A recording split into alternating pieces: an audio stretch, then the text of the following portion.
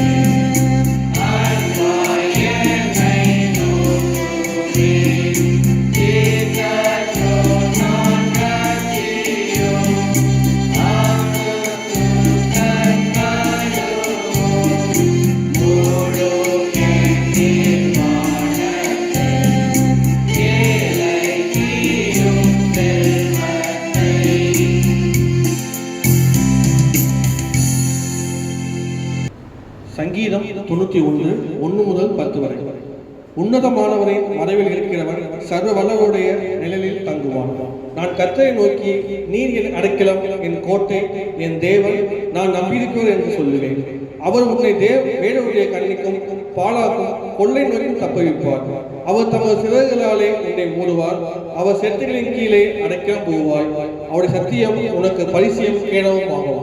இரவில் உண்டாகும் பயங்கரத்துக்கும் பகலில் பறக்கும் அம்புக்கும் இருளில் நடமாடும் கொள்ளை நோய்க்கும் மத்தியானத்தில் பாலாக்கும் சங்காரத்துக்கும் பயப்படாதிருப்பாய். உன் பக்கத்தில் 1000 பேரும் உன் வலதுபுறத்தில் 10,000 பேரும் விழுந்தாலும் அது உன்னை அணுகாது. உன் கண்களால் மாத்திரம் நீ அதை பார்த்து துன்மார்க்கருக்கு வரும் பலனை காண்பாய். எனக்கு அடைக்கலமாய் இருக்கிற உன்னதமான கர்த்தரை உனக்கு தாவரமாக கொண்டாய். ஆகையால் பொல்லாப்பு உனக்கு நேரிடாது, வாதை உன் கூடாரத்தை அணுகாது.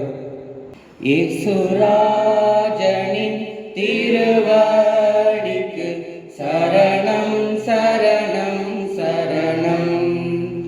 ஆத்மநாதனின் மலரடிக்கு சரணம் சரணம் சரணம். பார்ப்போற்றும் தூய தூய தேவனே, மெய்ராஜாவே எங்கள் நாதனே, ஆற்றி தேற்றி துணையாவும் மானீரே, சரணம் சரணம் சரணம். இயேசுராஜனின் திருவடிக்கு சரணம் சரணம் சரணம். ஆத்மநாதனின் மலரடிக்கு சரணம் சரணம் சரணம். இலை பாருதல் தரும் தேவனே, இன்ன துன்பம் நீக்கும் அருள்நாதனே, ஏழை என்னை ஆற்றி தேற்றி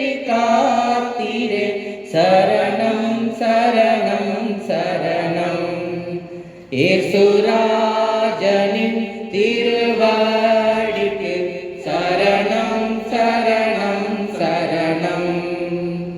ஆத்மநாதனின் மலரடிக்கு சரணம் சரணம் சரணம். இன்னல் துன்பம் யாவும் போக்க வல்லோரே, பலம் ஈந்து வலக்கரம் பிடித்தீரே, ஆவியாத்மா சரீரமும் படைத்தீரே, சரணம் சரணம் சரணம்.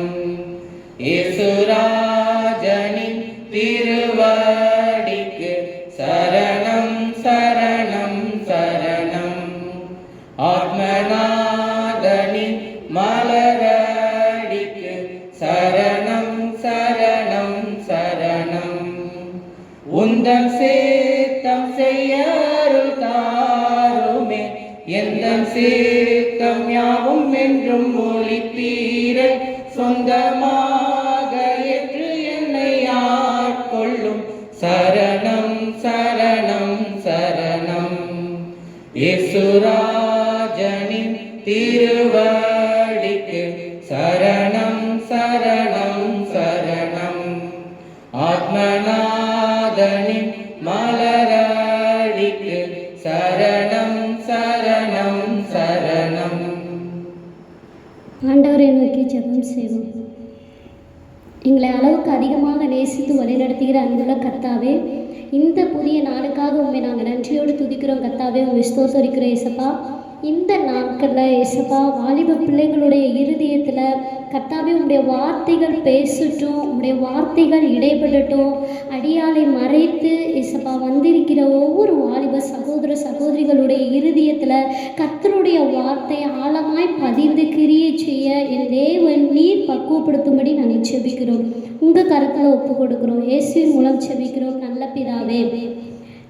லூக்கா 21 அதிகாரம் 36 வசனம். லூக்கா 21 அதிகாரம் 36 வசனத்தின் கடைசி வரிகள், எப்பொழுதும் ஜெபம் பண்ணி விழித்திருங்கள், எப்பொழுதும் ஜெபம் பண்ணி விழித்திருங்கள்.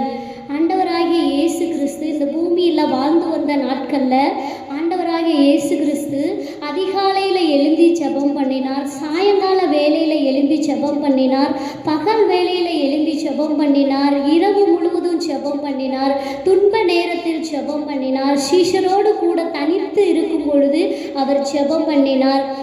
நம்மளுடைய வாழ்க்கையில் நம்முடைய ஜெப வாழ்க்கை எப்படிப்பட்டதாய் காணப்படுகிறது? ஒரு சின்ன ஒரு கதையை சொல்லி அந்த செய்திக்குள்ளே கடந்து செல்கிறேன். ஒரு அமெரிக்காங்கிற ஒரு ஆப்பிரிக்காங்கிற ஒரு தேசத்தில் ஒரு பெரிய காடு இருந்துச்சு. அந்த காட்டை சுற்றி நிறைய சிங்கங்கள் இருந்துச்சாம்.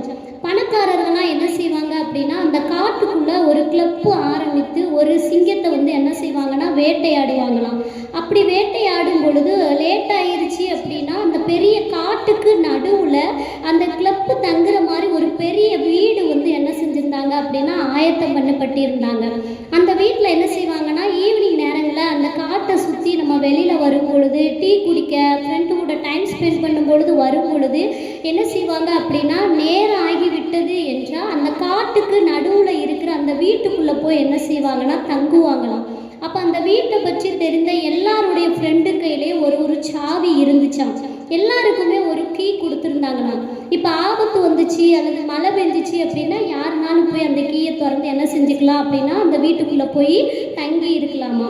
ஒரு நாள் என்ன செஞ்சார் அப்படின்னா, கிளப்பர் அப்படிங்கிற மனிதர் என்ன செஞ்சார் அப்படின்னா, அந்த காட்டுக்குள்ளே இருக்கிற வீட்டுக்கு போய் நான் இன்றைக்கி போய் தங்கி இருக்கிறேன் அப்படின்னு சொல்லிட்டு அவர் என்ன செஞ்சார் அப்படின்னா, அந்த வீட்டை நோக்கி ஈவினிங் நேரத்தில் நடந்து போய் அந்த வீட்டு பக்கத்தில் போகும் பொழுது அந்த வீட்டுக்கு வெளியில் ஒரு சிங்கம் படுத்து இருந்துச்சாம். உடனே இவருக்கு ஒரு பெரிய சந்தோஷம். இந்த சிங்கத்தை பார்த்த உடனே எப்படியாவது இந்த சிங்கத்தை நான் கொன்று அதை என் நண்பர்களுக்கு நான் காமிச்சு எப்படியாவது நான் ஒரு சிங்கத்தை கொண்டுட்டேன்னு சொல்லுவேன். அவர் உற்சாகமாய் அவர் மனதுக்குள்ள இருதயத்துக்குள்ள நினைத்து கொண்டு இருக்கும் பொழுது அவர் கையில் ஒரு துப்பாக்கி வச்சிருந்தாரு. துப்பாக்கி வச்சு அந்த சிங்கத்தை என்ன செஞ்சிட்டாருன்னா ஒரே ஒரு குறியாய் வைத்து அந்த சிங்கத்தை கொன்று விட்டார். அவர் முன்னாடி உள்ள சிங்கத்தை மட்டும்தான் கவனித்து அந்த சிங்கத்தை கொன்றார். ஆனால் அவருக்கு பின்னாடி என்ன ஒரு சிங்கம் இருந்து அவரை பார்த்து கொண்டு உருப்பி கொண்டே இருந்துச்சாம். இவருக்கு ஒரே பயம் ஆயிடுச்சு. என்னடா நம்ம ஒரு சிங்கத்தை கொண்டுட்டோம், பின்னாடி ஒரு சிங்கம் உருப்பி கொண்டு இருக்கிறது அப்படின்னு பின்னாடி திரும்பி பார்க்கிறாரு. திரும்பி பார்க்கும் பொழுது அந்த சிங்கம் என்ன செஞ்சிச்சு அப்படின்னா இவரை கொல்றதுக்காக பின்னாடி விரட்ட வந்துச்சு. இவர் என்ன செஞ்சாருன்னா துப்பாக்கி கையில் இருந்த துப்பாக்கியை கீழே போட்டுட்டு வேகமாக ஓடிக்கொண்டு போய்கொண்டே இருந்தாராம். வேகமாக ஓடி போய்கொண்டு இருக்கும் பொழுது அந்த அவர் சட்டப்பையில் ஒரு சாவி, அந்த வீட்டை திறக்கிறதுக்காக சாவி வைத்திருக்குன்னு சொல்லி அந்த சாவியை, சட்டப்பையில் இருக்கிற சாவியை எடுக்கலான்னு எடுத்து சட்டப்பைக்குள்ளே கையை உள்ள நுழைக்கும் பொழுது அவருடைய சட்டப்பையில் அந்த சாவி காணாமல் போயிருச்சா. அந்த பின்னாடி துரத்திட்டு வந்த சிங்கம் வந்து என்ன செஞ்சிச்சு அப்படின்னா அந்த கிளப்பர் மனிதனே கொன்று என்ன செஞ்சிச்சு அப்படின்னா முடிச்சது. அதே போல தான் நம்மளுடைய வாழ்க்கையிலையோ சாவி அப்படிங்கிற அந்த ஜெபங்கிற சாவி நம்ம கையில் இருக்குது.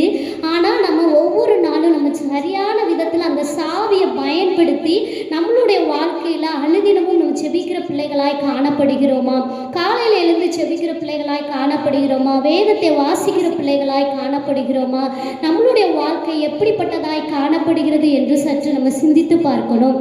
நாம் செபிக்கும் பொழுது நம்மளுடைய வாழ்க்கையில் ஏராளமான அற்புதங்கள், அடையாளங்கள், விசேஷ விதமாக ஏராளமான காரியங்கள் வெளிப்படுகிறது. ஆண்டவராகிய இயேசு கிறிஸ்து கெத்செமனே தோட்டத்தில் அழுது ஜெபம் பண்ணினார், ராமுழுதும் ஜெபம் பண்ணினார், வேர்வை சிந்தி ஜெபம் பண்ணினார், முழங்கால் படியிட்டு ஜெபம் பண்ணினார். நம்முடைய வாழ்க்கை, ஜெப வாழ்க்கை எப்படிப்பட்டதாய் காணப்படுகிறது? ஆண்டவராகிய இயேசு கிறிஸ்து ஒரு நாள் ஜெபம் பண்ணி கொண்டிருக்கும் பொழுது சீஷர்களை தனித்து இட்டு ஒரு இடத்தில் ஒரு மலையில் போய் ஜெபம் பண்ணும் பொழுது ஆண்டவராகிய இயேசு கிறிஸ்து ஜெபம் பண்ணி முடித்து விட்டு சீஷர்களை பார்த்து 1 மணி நேரமாவது என்னோடு கூட விழித்திருக்க கூடாதா என்று ஆண்டவராகிய இயேசு கிறிஸ்து என்ன செய்தார்? சீஷர்களை பார்த்து கேட்டார். நாமும் கூட நம்முடைய வாழ்க்கையில் ஒரு நாளைக்கு 24 மணி நேரம் காணப்படுகிறது. ஒரு நாளைக்கு நாம் குறைந்தது ஒரு அரை மணி நேரமாவது 1 மணி நேரமாவது ஆண்டவருடைய சமூகத்தில் நாம் செபிக்கிற பிள்ளைகளாய், செபிக்கிற மகனாய் மகளாய் காணப்படுகிறோமா என்று சற்று சிந்தித்து பார்க்கணும். நம்மளுடைய வலது கையை எல்லாரும் இப்படி எடுத்து வச்சுக்கொள்ளுங்க. இந்த வலது கையில் நம்ம 1 மணி நேரத்துக்கு எப்படி ஜெபம் பண்ணலாம் அப்படிங்கிறது ஒன்று இருக்குது. ஃபஸ்ட்டு இந்த ஒரு கட்டை விரல் இருக்குது பார்த்தீங்களா? இந்த கட்டை விரல் வந்து நம்ம ஆண்டவரை நோக்கி எப்படியெல்லாம் துதிக்கணும், எப்படியெல்லாம் ஆராதிக்கணுங்கிறத இந்த கட்டை விரலில் நம்ம சொல்லலாம். 2வது இந்த உள்ள ஆள்காட்டி விரல் வந்து ஆண்டவர் நமக்கு செய்த காரியங்களை நினைத்து, அற்புதங்களை நினைத்து, அதிசயங்களை நினைத்து, ஆண்டவர் நம்மளுடைய வாழ்க்கையில் செய்த எல்லாவற்றிற்காகவும் ஆண்டவருக்கு நாம் நன்றி சொல்கிற பிள்ளைகளாய் காணப்படணும். 3வதாக இந்த நடு விரல் அப்படின்னு சொல்கிறாங்க. அந்த விரல் எதை குறிக்குதுன்னா நம்ம பாவ மன்னிப்பை குறிக்கிறது. நாம் செய்த தெரிந்தோ தெரியாமலோ, அது துணிந்தோ துணிகரமா ஆண்டவருக்கு பிரியமில்லாத காரியங்களை செய்த பாவங்களை நினைத்து அறிக்கையிட்டு அர்ப்பணிப்போடு நாம் என்ன செய்ய வேண்டும்னா ஜெபம் பண்ணணும். 4வதாக மன்றாட்டு ஜெபம் ஏறெடுக்கணும். மன்றாட்டு ஜெபம்னா நம்மளை மாதிரி வாலிப பிள்ளைங்க எத்தனை பேர் அடிக்ட் ஆகிருக்காங்க, செல்ஃபோனுக்கு அடிக்ட் ஆகிருக்காங்க, வாட்ஸ்அப்பு, ஃபேஸ்புக்கு, ட்விட்டரு, இன்ஸ்டாகிராமுக்கு எத்தனை வாலிப சகோதர சகோதரிகள் அடிமைப்பட்டு இருக்கிறாங்க. எத்தனை வாலிப சகோதர சகோதரிகள் மதுபானத்துக்கு அடிமைப்படுத்தப்பட்டு இருக்கிறாங்க. எத்தனை வாலிபர்கள் தங்களோட மனப்போன போக்கில், தன்னோட இஷ்டம் போன போக்கில் எத்தனை பேர் வாழ்ந்து கொண்டிருக்கிறாங்க. அந்த வாலிப சகோதர சகோதரிகளுக்காக, மற்றவர்களுக்காக நாம் செபிக்கிற பிள்ளைகளாய் காணப்படுகிறோமா என்று சற்று சிந்தித்து பார்க்கணும். 5வது நம்மளுடைய சொந்த தேவைகளுக்காக, நம்மளுடைய படிப்பின் காரியங்களுக்காக, நம்மளுடைய விசேஷித்த ஞானத்தின் காரியங்களுக்காக, வேலை காரியங்களுக்காக, திருமண காரியங்களுக்காக, நம்மளுடைய எதிர்பார்ப்பின் காரியங்களுக்காக நாம் செபிக்கிற பிள்ளைகளாய் காணப்பட வேண்டும். ஒவ்வொரு நாளும் நம்முடைய வேதத்தை வாசித்து செபிக்கணும். ஜெபம் அப்படிங்கிறது நான் ஆண்டவரோடு நம்மளுடைய தேவைகளை சொல்லி பேசுவது, கேட்பது, ஆண்டவரோடு ஒரு உறவாடுகிற ஒரு உன்னத ஒரு அனுபவம் தான் ஜெபம். ஜெபம்ங்கிறது நம்மளுடைய வாழ்க்கையில் அதிகாலையில் காணப்படணும், இரவு தூங்குவதற்கு முன்பாகவும் காணப்படணும். கிடைக்கிற நேரங்கள்லாம் நாம் என்ன செய்யணும் அப்படின்னா ஜெபத்தில் ஆண்டவரிடத்தில் பேசணும். அதே போல் ஜெபம் மட்டும் பண்ணினா போதாது, நம்முடைய வேதத்தையும் நாம் அதிகமாக வாசிக்கணும். வேதத்தை முதலாவது நம்ம என்ன செய்யணும் அப்படின்னா அந்த வேதத்தை நம்ம நேசிக்கணும், அந்த வேதத்தை நம்ம தியானிக்கணும், அந்த வேதத்தை படி நம்ம வாழ அர்ப்பணிக்கணும். அந்த வேதத்துக்காக நம்முடைய தேவ சமூகத்தில் காத்திருந்து ஆண்டவர் நம்மோடு பேசும்படியாய், உறவாடும்படியாய், ஆண்டவருடைய சத்தத்தை கேட்கிற பிள்ளைகளாய், அந்த வசனத்துக்கு கீழ்ப்படுகிற பிள்ளைகளாய், நாமே அர்ப்பணிக்கிற பிள்ளைகளாய் காணப்படணும். இந்த வேத வசனம் வாசிக்கிறதுனால நிறைய ஏராள விதமான நன்மைகள் காணப்படுகிறது.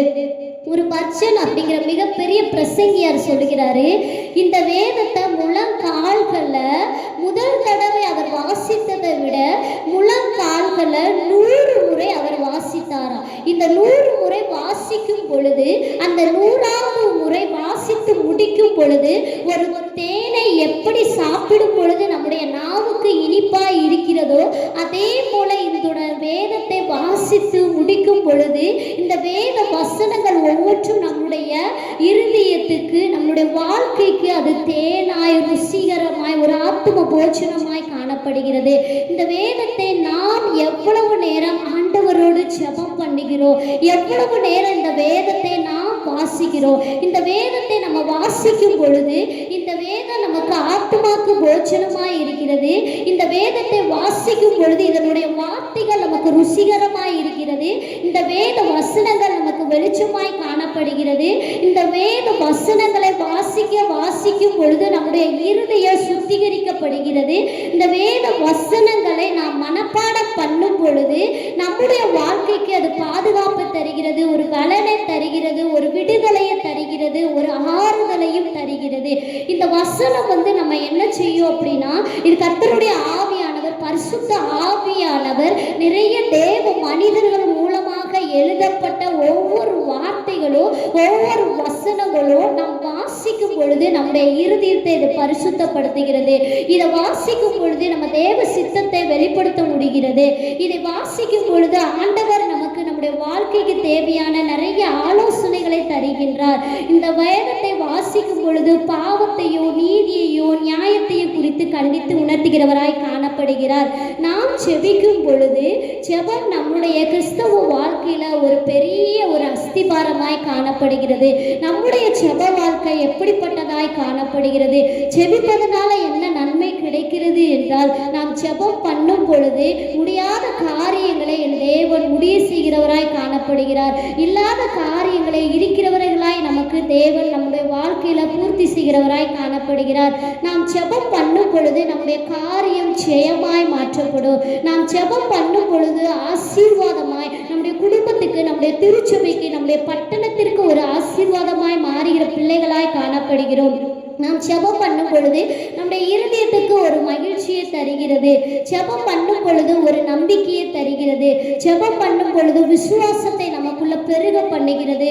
ஜெபம் பண்ணும் பொழுது நமக்குள்ள ஒரு தைரியத்தை ஆண்டவர் தருகிறார். நாம் ஜெபம் பண்ணும் பொழுது நமக்கு விரோதமாக எழும்புகிற எல்லா தடைகளும் இயேசுவின் நாமத்தினால உடைக்கப்படுகிறது. நாம் ஜெபிக்கும் பொழுது நம்முடைய தனிப்பட்ட காரியங்கள், குடும்ப காரியங்களுடைய தேவைகள்லாம் சந்திக்கப்படுகிறது. நாம் ஜெபம் பண்ணும் பொழுதுதான் மற்றவர்கள் மூலமாக நாம் அன்பை வெளிப்படுத்துகிற பிள்ளைகளாய், மகனாய், மகளாய் நாம் காணப்படுகிறோம். நம்முடைய வாழ்க்கை எப்படிப்பட்டதாய் காணப்படுகிறது என்று சற்று சிந்தித்து பாருங்க. நாம் யோசேப்பை போல உலக காரியங்களுக்கு விட்டு நம்ம ஆண்டவருக்கு பிரியமாய் எப்படி வாழ வேண்டும், எப்படி பரிசுத்தமாய் வாழ வேண்டும் என்பதை ஒவ்வொருவரும் உணர்ந்து வாழுகிற பிள்ளைகளாய் நாம் காணப்படுகிறோமா? ஒரு தானியேல் அன்றைக்கு ஒரு ராஜா சொன்ன அந்த போச்சனத்தினால் தன்னை தீட்டுப்படுத்தல் ஆகாது என்று இருதயத்தில் தீர்மானம் பண்ணினான். ஆகவே இன்றைக்கு வந்திருக்கிற ஒவ்வொரு வாலிப சகோதர சகோதரிகளோ தங்களுடைய இருதயத்தில் ஒரு தீர்மானம் பண்ணுங்க. இந்த லெந்து நாட்கள், இந்த தபசு காலங்கள், சிலுவையில் நமக்காக ஆண்டவர் கல்வாரி சிலுவையில் கடைசி சொட்டு ரத்தம் வரைக்கும் சிந்தி, இன்றைக்கு என் மகள் திருந்திட மாட்டானா, இன்றைக்கு என் மகள் ஜெபிக்க மாட்டாளா, இன்றைக்கு என் மகள் என்னுடைய சமூகத்தில் ஓடி வர மாட்டாளா என்று ஒரு ஆவலோடு, ஒரு அங்கலாய்ப்போடு தன்னுடைய 2 கரங்களை விரித்து தங்களை நோக்கி ஆண்டவர் என்ன செய்கிறார்? அழைக்கிறார். நாம் எப்படிப்பட்ட ஒரு ஜெப வாழ்க்கையில வாழ்ந்து கொண்டே இருக்கிறோம். ஆகவே வந்திருக்கிற ஒவ்வொரு வாலிப சகோதர சகோதரிகளோ இதுவரைக்கும் நீங்க எப்படி ஜெபித்தீங்க, எப்படி வேதம் வாசித்தீங்கன்னு என்று தெரியவில்லை. இனிமேல் இந்த வருகிற நாட்களை ஒவ்வொரு நாளும் கர்த்தருடைய சமூகத்துல ஜெபிக்கிற பிள்ளைகளாய் காணப்படுங்க. வேதத்தை வாசிக்க தங்களை அர்ப்பணிக்கிற பிள்ளைகளாய் நீங்க காணப்படும்படி ஜெபிக்கிறேன். முடிவு ஜெபம். எங்களை அளவுக்கு அதிகமாக நேசித்து வழிநடத்துகிற கர்த்தாவே, நீர் பேசின வார்த்தைகளுக்காக உண்மை நாங்கள் நன்றியோடு துதிக்கிறோம் கர்த்தாவே. உண்மை ஸ்தோத்தரிக்கிற ஏசப்பா, எங்களுடைய வாழ்க்கையில் இன்று வந்திருக்கிற ஒவ்வொரு வாலிப சகோதர வாழ்க்கையிலையோ அப்பா, நாங்கள் செபத்தில் குறைவுள்ளவங்க தான் ஏசப்பா, வேதத்தில் குறைவுள்ளவங்க தான் ஏசப்பா. ஒரு விஷயம் உங்களுடைய ரத்தத்தினால நீர் எங்களை கழுவி ஆண்டவரே, ஒவ்வொரு பிள்ளைகளுக்குள்ள இருதயத்தில் ஒரு ஜெப ஆவியை ஊற்றி, ஒரு ஜெப அபிஷேகத்தை ஊற்றி ஆண்டவரை எப்படி செபிக்கணும், எதற்காக செபிக்கணும், உங்களுடைய பாரங்களை, உங்களுடைய இருதயத்தின் பாரங்களை அறிந்து ஒவ்வொரு வாலிப சகோதர சகோதரிகளோ செபிக்கிற பிள்ளைகளாய் காணப்பட என் தேவன் ஒவ்வொரு ஆத்மாக்களுடைய இருதயத்திலே ஒரு ஜெப அபிஷேகத்தை ஊற்றும்படி நாங்கள் செபிக்கிறோம் கர்த்தாவே. ஒவ்வொரு நாளும் இந்த வேதத்தை அதிக நேரம் கிடைக்கிற நேரங்களெல்லாம் வாசிக்கிற பிள்ளைகளாய் காணப்பட ஆண்டவரே, உங்களுடைய வார்த்தைக்கு நாங்கள் கீழ்ப்படிந்து நடக்கிற பிள்ளைகளாய், உங்களுடைய சத்தத்தை கேட்கிற பிள்ளைகளாய் காணப்பட என் தேவன் ஒவ்வொரு ஆத்மாக்களுக்கும் வந்திருக்கிற ஒவ்வொரு வாலிப சகோதர சகோதரிகளுக்கும் என் தேவன் அப்படிப்பட்ட கிருபைகளையும் கிரியைகளையும் கொடுத்து ஆசீர்வதித்து மேன்மைப்படுத்தி உயர்த்தும்படி நாங்கள் செபிக்கிறோம் கர்த்தாவே. எங்களை தரை மட்டும் தாழ்த்துகிறோம், இயேசுவின் மூலம் செபிக்கிறோம் நல்ல பிதாவே. கடைசி ஆசீர்வாதம், நம்முடைய ஆண்டவராகிய இயேசு கிறிஸ்துவின் கிருபையும் பிதாவாகிய கடவுளின் அன்பும் பரிசுத்த ஆவியானவருடைய ஐக்கியமும் சமாதானமும் இன்றும் என்றும் நமது வாலிப பிள்ளைகளோடும் அனைத்து ஆத்துமாக்களோடும் கடவுள் தாமே ஆசீர்வதித்து வழிநடத்தி காப்பாராக. ஆமென்.